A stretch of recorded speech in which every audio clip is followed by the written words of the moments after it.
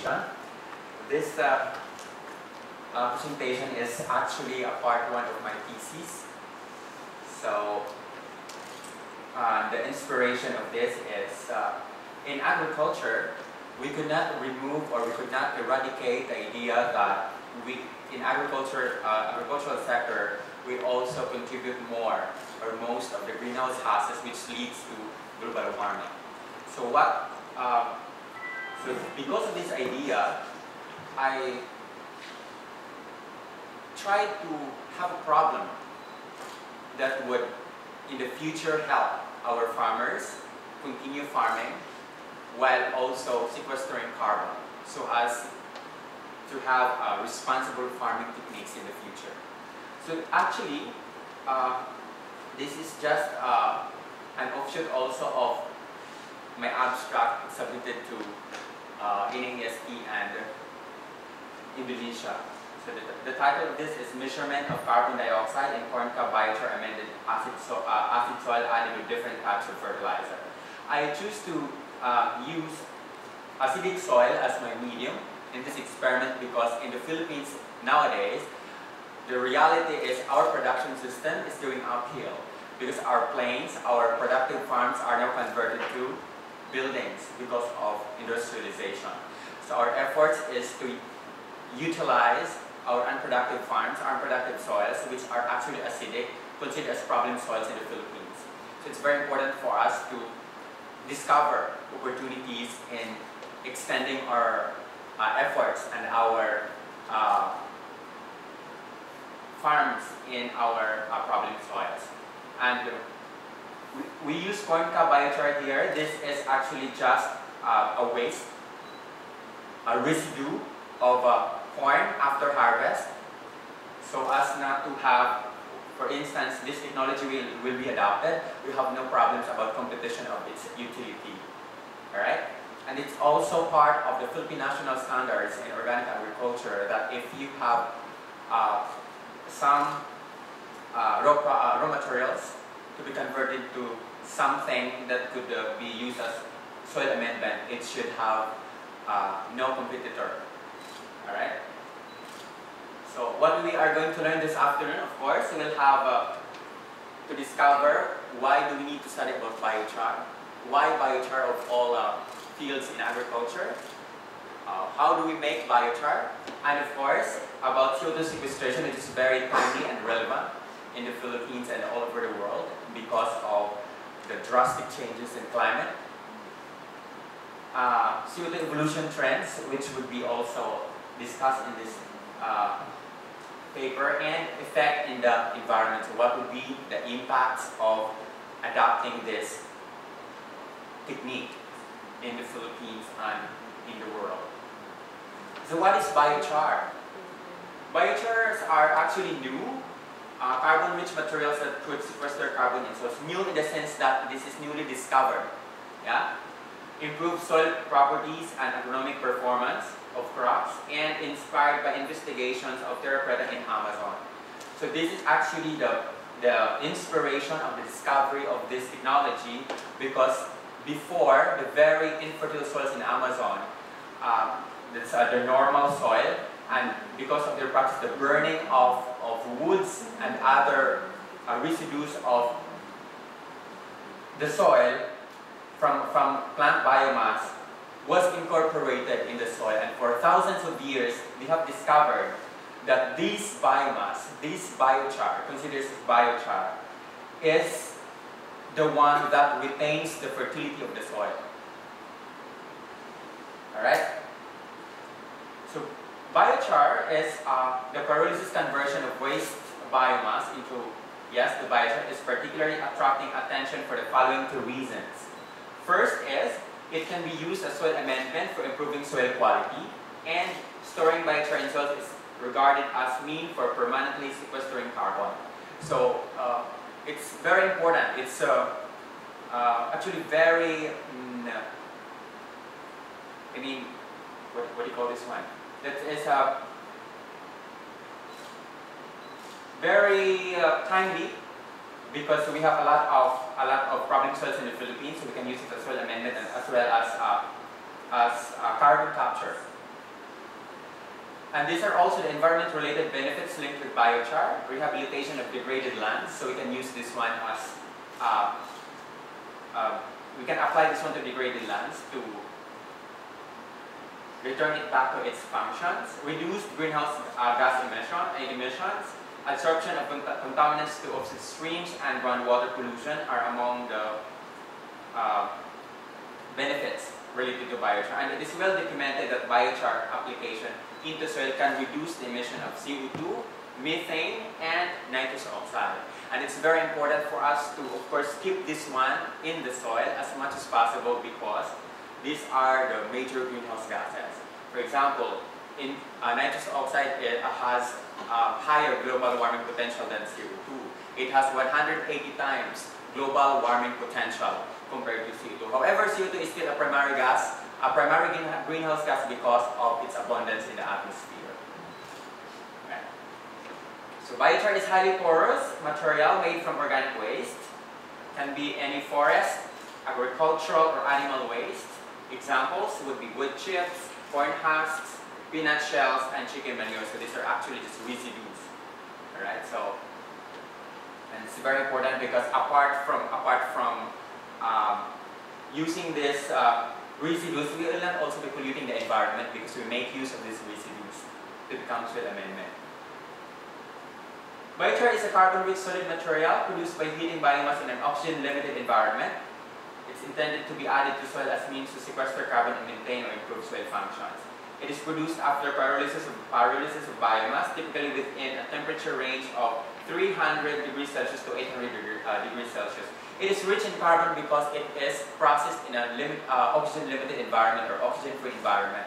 So while you process the biochar, it will not react with oxygen to form a CO2. So CO2 will not be exhausted back to the atmosphere. So that is why there's a lot of carbon in it, and if we apply this one in the soil, it will be incorporated in the soil. It has a millennial stability. Thus, it's referred to as can sequester carbon. So the question is, are all biochars the same? Since we'll be processing different feedstocks or different raw materials to be processed as biochar. Actually, they're not the same.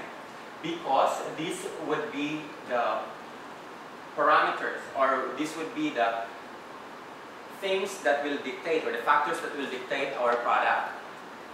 It's mainly temperature. We have fast pyrolysis, slow pyrolysis, gasification, fermentation, and carbonization. So these are actually the different processes or different processes that involves different temperatures that would lead to different products of biochar.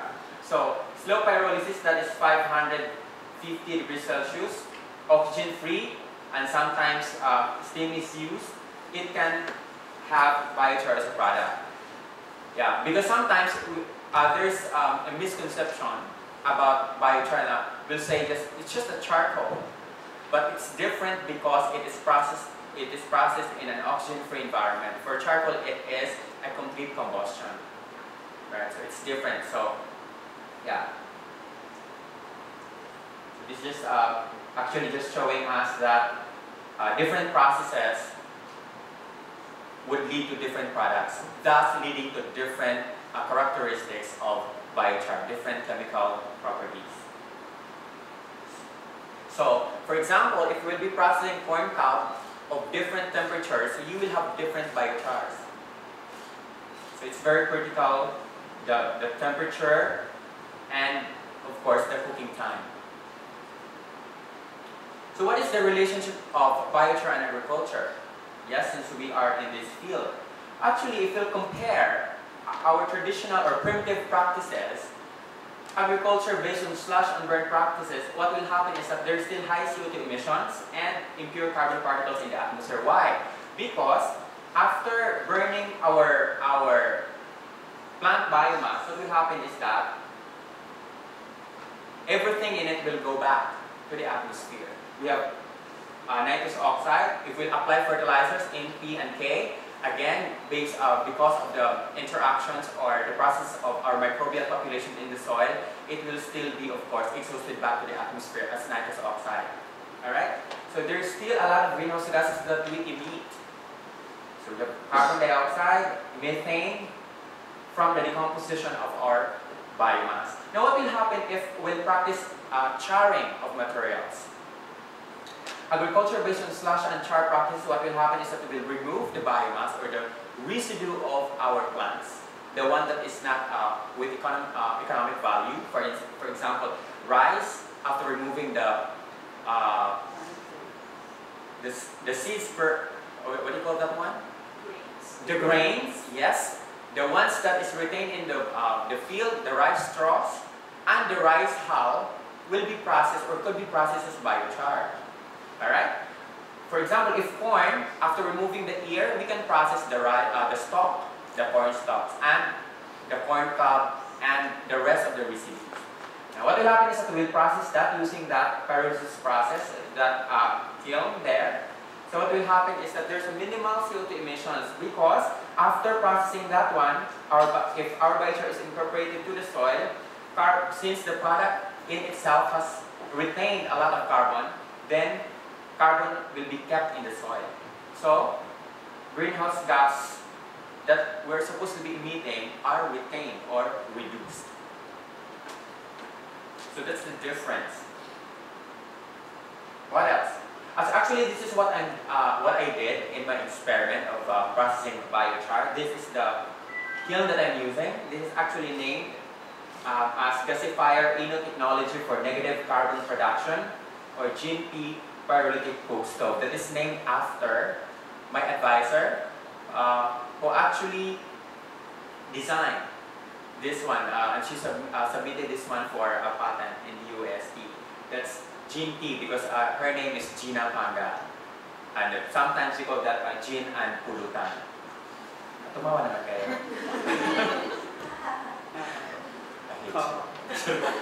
Alright, so this is the thing that I'm doing. So again, we will place the raw material inside the kiln, then we'll cover that one and we'll monitor the temperature.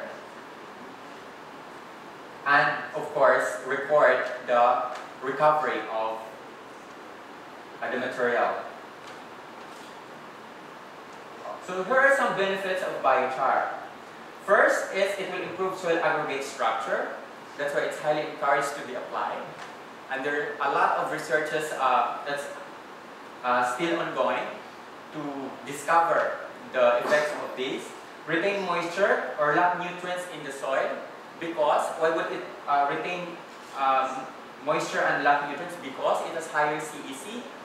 CEC is the cation exchange capacity in the soil. So it will improve more of these. So it will, since it has also a negative surface, it's negatively charged, because most of our agricultural soils are already negatively charged. And biochar is also negatively charged. It has, that is why it can lack nutrients, because most of our nutrients that are needed by our plants are present in the soil in cationic form, so positive. And this surface area is negative, so it will absorb, it will lack.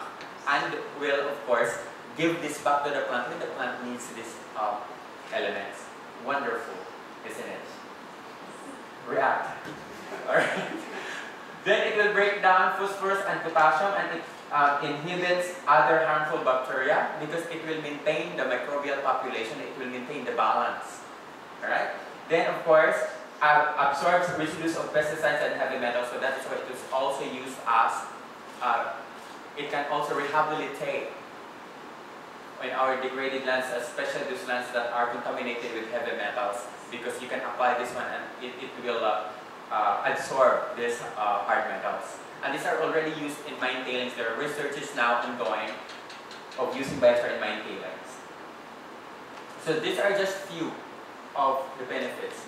Next is we have the atmospheric benefits. First is it will capture carbon, reduce nitrous oxide soil emissions, reduce methane soil emissions, carbon negative energy, and reduce odor. Yes, because in fact, our charcoal can be used as, diba? We can use our charcoal in our refrigerators. So I think since we have a similar characteristic in some other ways, then yeah, I think that is also possible. And it is possible. Decrease nutrient runoff in our soil benefits. Why would it decrease soil nutrient runoff? Because, as what I said a while ago, it will lack nutrients and it will absorb nutrients. And since it will also increase soil CEC, then it will limit the loss of these nutrients. Then increase soil carbon, since we apply this in the soil, so and since there's still a lot of carbon in it, so soil carbon can be kept in the soil. Then improve soil tilth, which is very important for heavy soils. Very hard soils, clay soils, which will be very hard to till when it's dry after rainy days, right? So this will help. Biochar and CO2 sequestration. Biochar is a highly stable form of carbon and as such has the potential to form an effective sea sink, therefore sequestering atmospheric CO2. So here, as you can see in the figure, if there's no intervention, what will happen is that there is just what? A carbon sequestration by photosynthesis is carbon neutral because as the plant grows, it absorbs carbon dioxide to be used as a raw material for photosynthesis. However, during decomposition, these carbon dioxide that's being absorbed will go back to the atmosphere. So it's just carbon neutral. It just captures CO2 for the meantime, then we'll release this after decomposition. However, if we'll do intervention, just like charring of materials, what will happen is that there would be CO2 or carbon that will be kept in the soil. And according to Suhi et al., there would be a negative net carbon withdrawal of 20% when we will practice charring of materials and we will be applying this in the soil. So we amend the soil, we improve the fertility of the soil, and we actually practice negative carbon technology in our farming practice. It's very wonderful, very promising technology. Alright, so in my experiment, these are my objectives. This experiment was conducted to give close attention to the effect of corn cob biochar on the rate of carbon sequestration in red acidic soil. First is I compare the CO2 evolution trends of all treatments and compare the sequestration rates to see if there really is an effect of the addition of biochar. The sequestration of biochar that I'm talking about here is the product, because the product in itself has carbon that is maintained or retained in the product. Now what I did is, since it's already given that the product can sequester carbon, what if we'll add this biochar in our soil? Would this help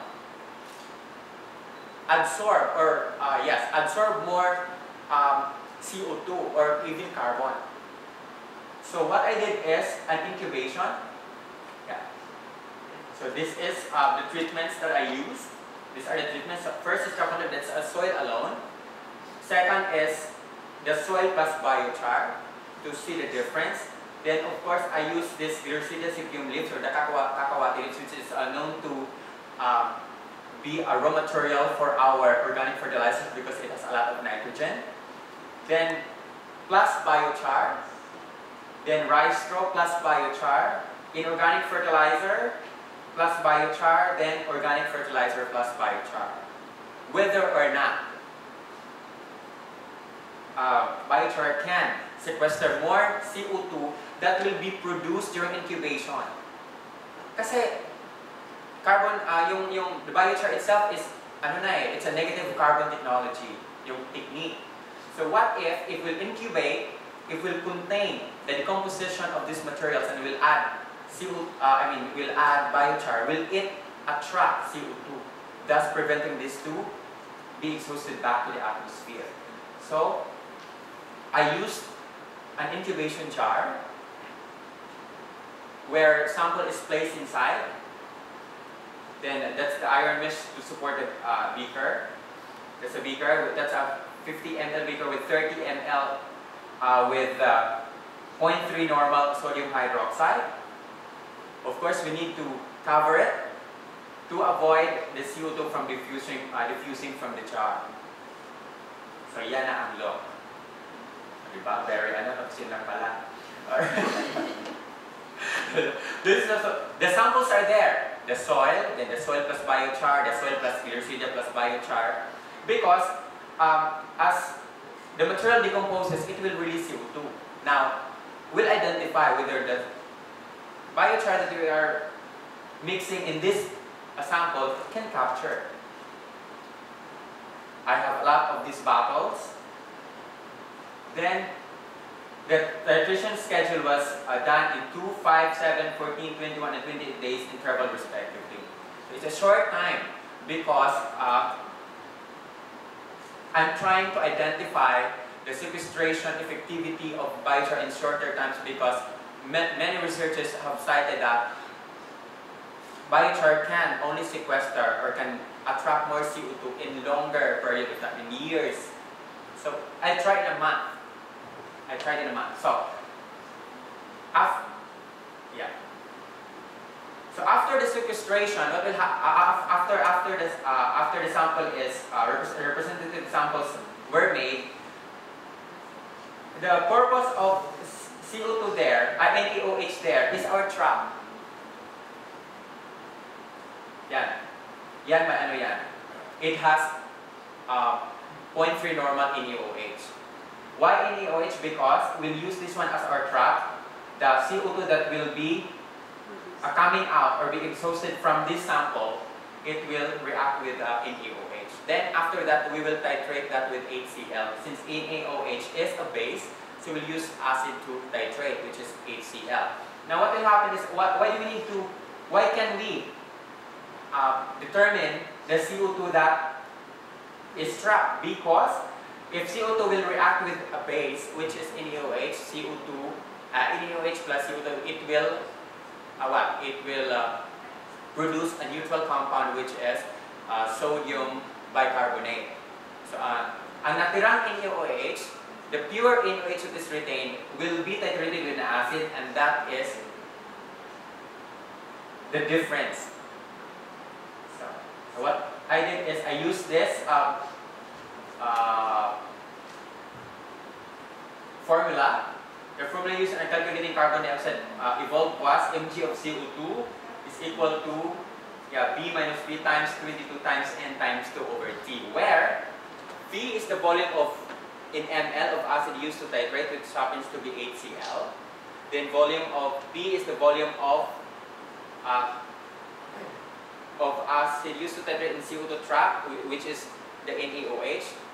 N, normality of the acid, T is time, which is in days, and 22 is the weight of 1 MEq or milliequivalent of CO2 in milligram. So ito na yun. So after that, so these are actually just the results of chemical properties of our soil. So it is acidic, 4.68, and is found to be low in phosphorus, medium in nitrogen, intermediate in nitrogen, and deficient in potassium. So these are just chemical properties of the products that we're using. The Cob Biochar, it has still N in it. It is 1.29, and some of our trace elements. Yes, here. And apart from that, since we're trying to discover whether or not this biochar can absorb CO2 in vicinity, then we need to look at its properties. So I submitted a sample to DUST for the energy dispersive spectroscopy, that's EDS, for transmission electron microscopes, and this is what we found out. Only 3 figures, and we paid 12,000 for this. So it's very important to me. Alright? So what they did is, this is 2.5 micrometer, and that is equivalent to 2,500 nanometer. So we're talking about here nanometer, that's a billionth of a meter. So very small, very minute particle. And the image is being captured, and the EDS display the dominant elements. So again, we discovered that indeed biochar still has a lot of carbon in it. Carbon here is orange, and we have a lot of orange here, meaning those orange colors there in the photo are actually carbon. Yes, followed by copper and the rest. So this will just prove to us that biochar indeed has still a lot of carbon. Then we also submitted a sample in the chemistry department to identify the surface area of our biochar, and the surface area is 10.416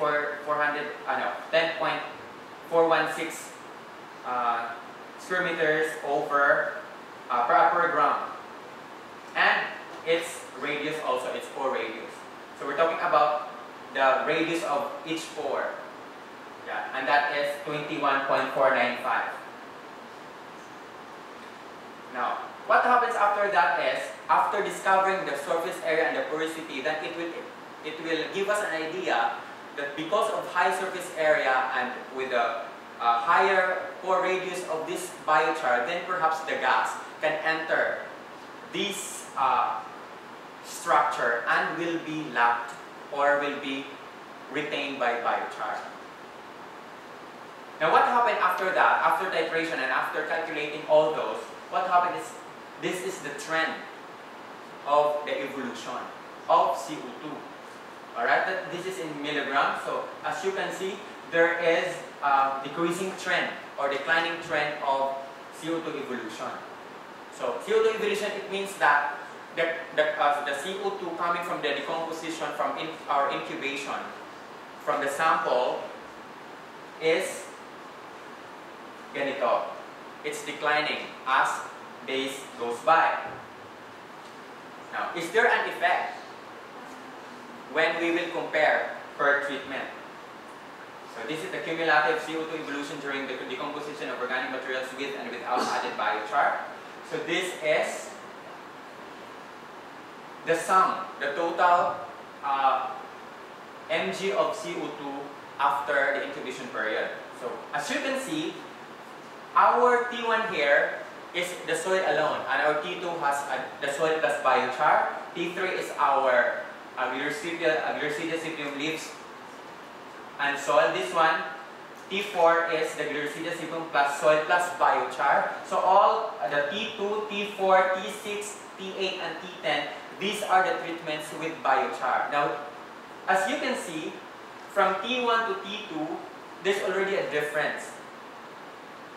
So it means that the presence of biochar reduces the CO2 that is being that evolves from the soil. Now here, what will happen if we'll add some organic materials?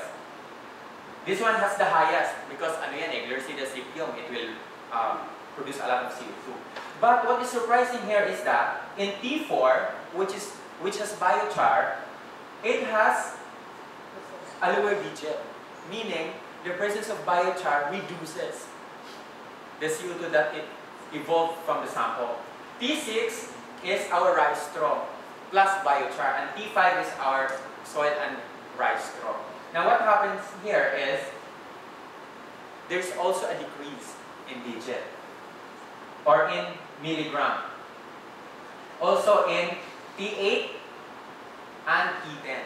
T8 is our organic fertilizer with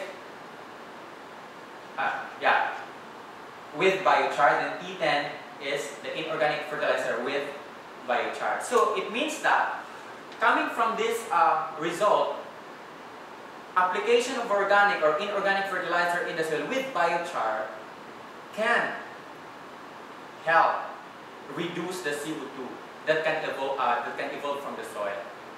Now, if the evolution is lower, it means that the carbon is retained in the soil. Some of its carbon is retained in the soil. Alright? Kasi konti lang to eh. So meaning, some of the carbon is retained in the soil. For example, this one, since there's no biochar, so that's the CO2 level. If there's biochar, it's lower, meaning some of the CO2 that's supposed to be this level are retained.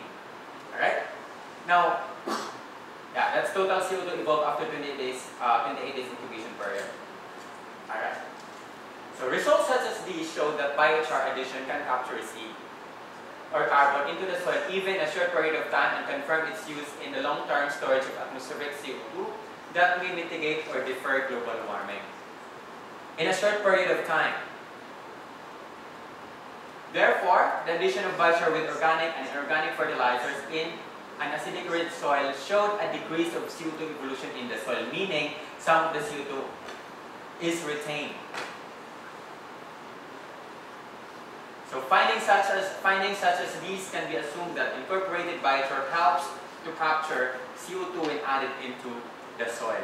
So this is part 1 of my thesis. So since I discovered that there is an effect if we will add biochar into our organic and inorganic fertilizer, then my part of my thesis used inorganic and organic fertilizer, and I need to compare. Since we have already discovered that there is an effect, there's an impact of adding biochar to inorganic and organic fertilizer, I need to compare the difference between the two, inorganic and organic, using our crops as our